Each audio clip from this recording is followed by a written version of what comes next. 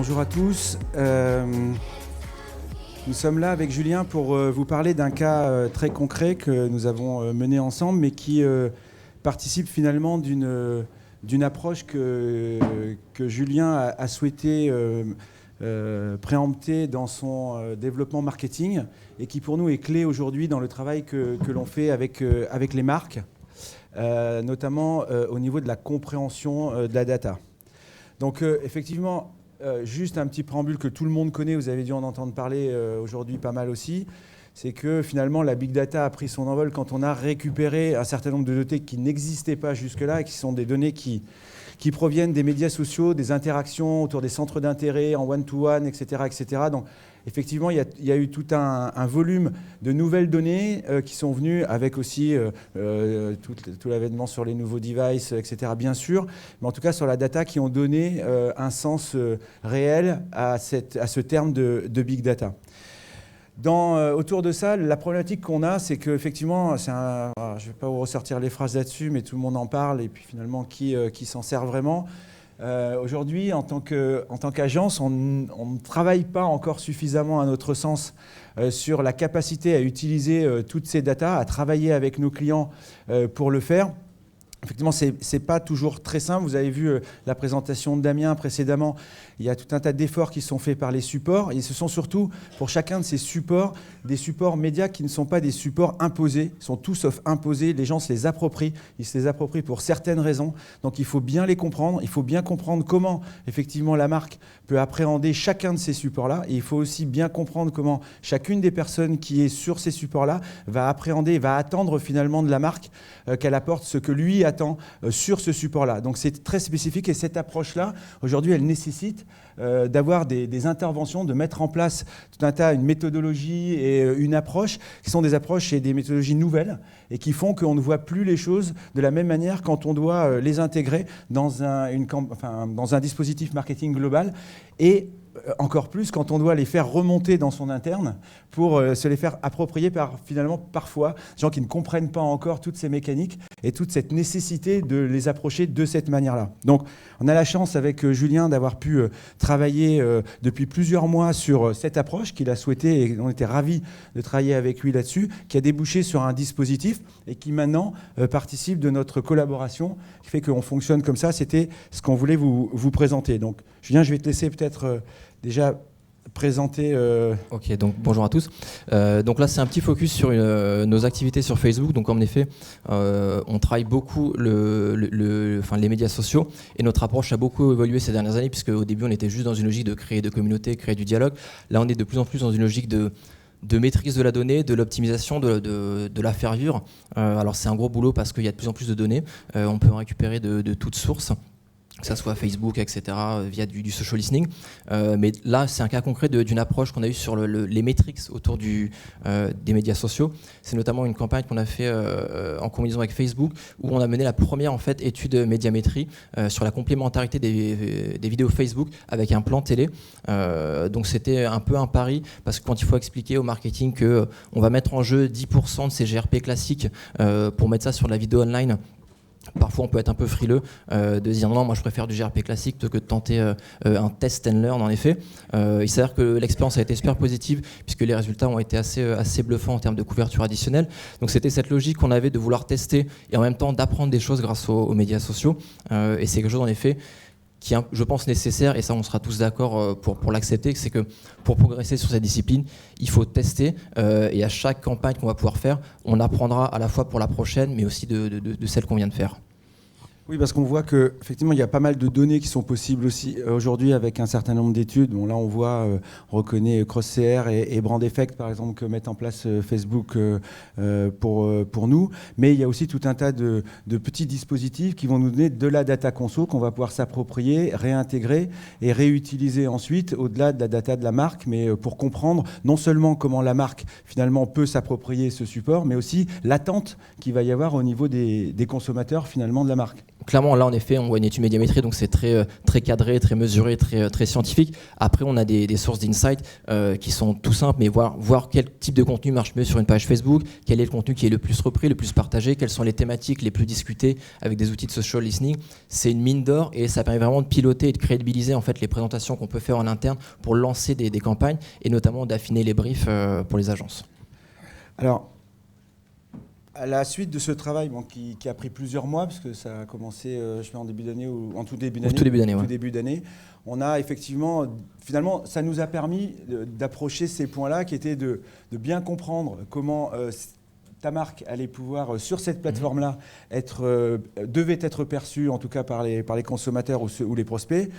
Pouvoir dédier pour toi, finalement, avoir des données qui te permettent de remonter en interne pour pouvoir vendre ce projet, finalement, et prendre une nouvelle direction, parce que c'était une nouvelle direction qui a été faite, qui n'était pas convenue par rapport à ce que vous faisiez d'habitude, et donc de convaincre aussi en interne ceux qui décident. Donc ça te permet, toi aussi, d'avoir des éléments de conviction. C'est une vraie base de discussion et d'argumentation en interne, puisque voilà, Philips reste quand même une marque un peu traditionnelle, donc on n'est quand même pas ancré dans le passé, mais voilà, c'est parfois dur de tenter des choses nouvelles. Donc quand on arrive avec des argumentaires chiffrés de la donnée pour justement justifier la prise de risque, et quand on peut prouver que tel type de contenu est le plus approprié sur telle plateforme, on peut vite lever les barrières qui sont un peu de crainte souvent pour tenter des choses un peu osées. Donc là on a un cas un petit peu peut-être sympa à montrer.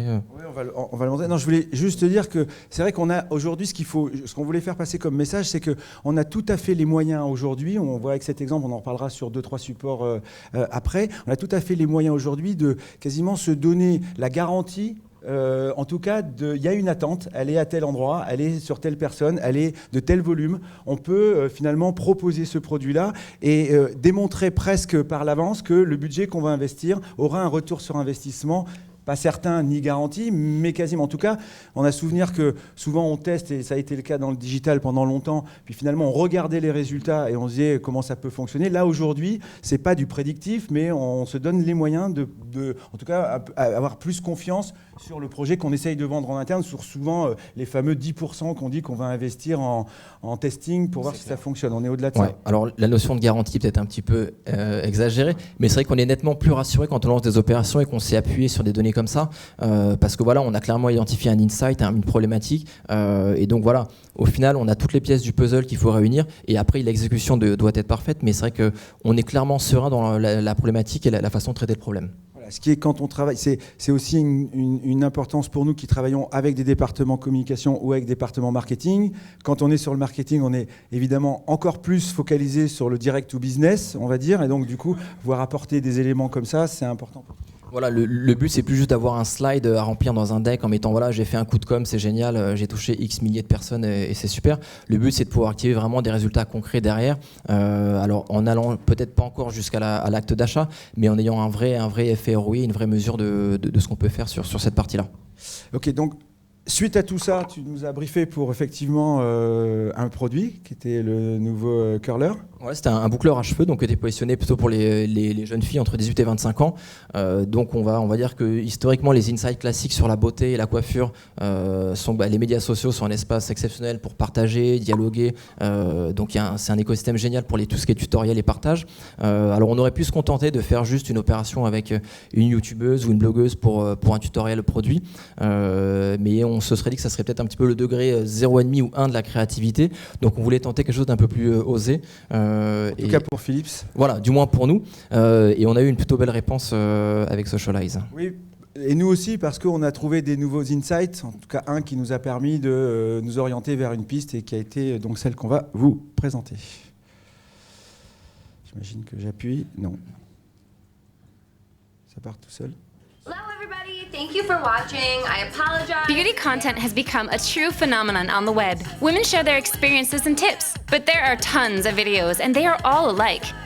For the launch of their new hair curler, Philips decided to surprise its customers by supporting the hidden side of these so perfect tutorials, the fails. And above all, the most famous of these, Tori's hair fail. To prove the qualities of their new product, Philips presents Tori's Comeback, the first beauty tutorial inspired by real events. Tori repeated her famous test, but this time with the Philips hair curler, and it was successful.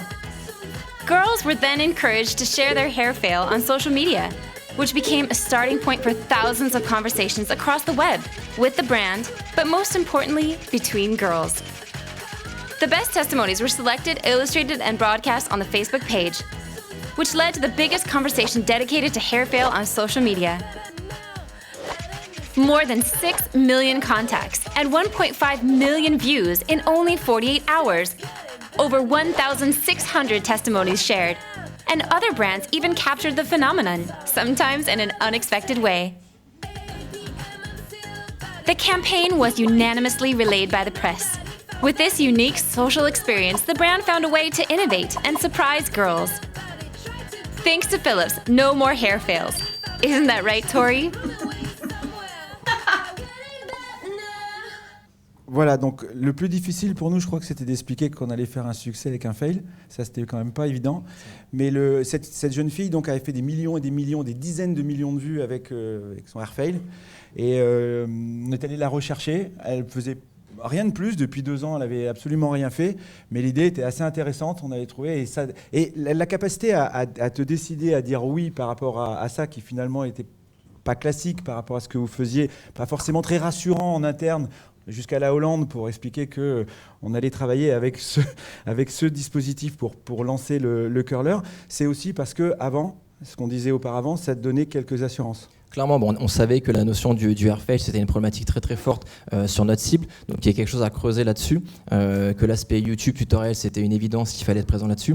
Après, il y avait une prise de risque, parce qu'en effet, quand on dit à un chef de produit que son produit va être associé à une campagne qui s'appelle hair fail, on a tout de suite un peu de mal à justifier, parce qu'on veut toujours que la campagne soit exceptionnelle, que le produit ne soit entouré que de beaux mots et que de compliments. Donc quand on associe ça à hair fail, c'est un peu compliqué, mais quand on défriche en fait les insights derrière et qu'on montre qu'il y a un vrai besoin, qu'il y a une vraie thématique et qu'il y a une vraie attente, une vraie crainte sur ce sujet-là, on peut vite débloquer les barrières psychologiques et se dire qu'en fait c'est le bon pari et c'est la bonne option à prendre. Voilà, et finalement, on reboucle la boucle puisque, par rapport aux influenceurs, puisque à la fin, parmi tous ces commentaires, tous ces témoignages qu'il y a eu, on peut identifier à l'intérieur de cela des personnes qui sont très influentes pour le coup, qui ont une influence sur le sujet. On peut identifier le côté positif de leur retour par rapport à la marque et ensuite, à ce moment-là, retravailler avec elles pour repousser le produit et aller derrière. Donc cette approche-là, elle nous permet finalement, si on le souhaite aussi, de retravailler ensuite plus classiquement avec le produit qu'il y a derrière. Donc ça continue de ton côté, puisqu'il y a tout un tas de nouveaux sujets, produits, supports aussi qui arrivent. Et donc tout le travail aujourd'hui donc sur la messagerie instantanée, mais on parlait de conversation, là ça va être quand même un des sujets de l'année 2016. Clairement, c'est quelque chose qu'on surveille beaucoup. Donc voilà, on attend de voir comment ça peut se concrétiser pour les marques et comment on peut être présent et s'exprimer au-delà du simple service consommateur et du dialogue. Mais voilà, il y a des choses qu'on surveille comme Messenger. Et là, d'être prêt, travailler ensemble et avec Facebook sur le sujet pour identifier de nouvelles données, pour avoir de nouveaux insights. La création se nourrit de ces insights, de ces datas-là. Aujourd'hui, c'est un fait avéré, c'est-à-dire qu'il y a du planning strat qui est fait, classiquement aussi. Puis dans les éléments de planning, il y a tous ces éléments-là qui arrivent aussi, qui fournissent de nouveaux insights et qui permettent d'avoir de nouvelles pistes finalement, de regarder dans d'autres directions très spécifiques par rapport à ces nouveaux supports que l'on aborde. Twitter, vous l'avez vu, si vous avez, et j'en suis sûr, très bien suivi la présentation de Damien, c'est un slide qui est dans sa présentation. Pourquoi ? Parce qu'aujourd'hui, on est très heureux de voir que Twitter revient avec de plus en plus de données aussi, bien sûr, travail sur l'audience, etc., mais aussi cette capacité à nous accompagner, marques et agences, pour aller plus loin encore dans la compréhension de ce qu'on peut faire pour une marque sur ce support-là. Et puis peut-être avec les nouveaux arrivants, et notamment Snapchat, de les challenger et de leur dire c'est bien, vous arrivez, des milliards de vidéos vues, sans doute un concurrent par rapport à Facebook demain sur un certain type de cible, mais attention, si vous voulez qu'on bosse ensemble, si vous voulez faire du business, et nous aussi avec vous, il va falloir se mettre à ce niveau-là, fournir de l'info, et ça, tous autant qu'on est sur le marché, je crois qu'on a nécessité à pousser finalement les supports aussi, pour pouvoir finalement leur faire gagner un peu d'argent, et accessoirement, nous réussir nos campagnes sur le sujet. Clairement, parce que sinon on va se contenter de faire un coup de com avec Snapchat, mais voilà, histoire de dire voilà, on a fait notre première campagne sur Snapchat, mais si on veut que la relation soit pérenne et que les activations soient aussi dans la durée, il faut vraiment qu'il y ait un fondement et une vraie base de travail sur la donnée derrière pour qu'on puisse vraiment mesurer tout ce qu'on va faire. Donc voilà, il y a encore pas mal de travail sur certaines plateformes émergentes pour qu'on puisse vraiment, nous en tant que marque, être là en permanence et crédibiliser tout ce qu'on fait. Et de notre côté, mettre en place des dispositifs, non seulement issus de ces data finalement, mais aussi des dispositifs qui en fournissent et qui nous permettent le dispositif suivant d'être encore plus performant. Donc voilà, data, content et data, et content et data, etc. etc. Merci. Merci.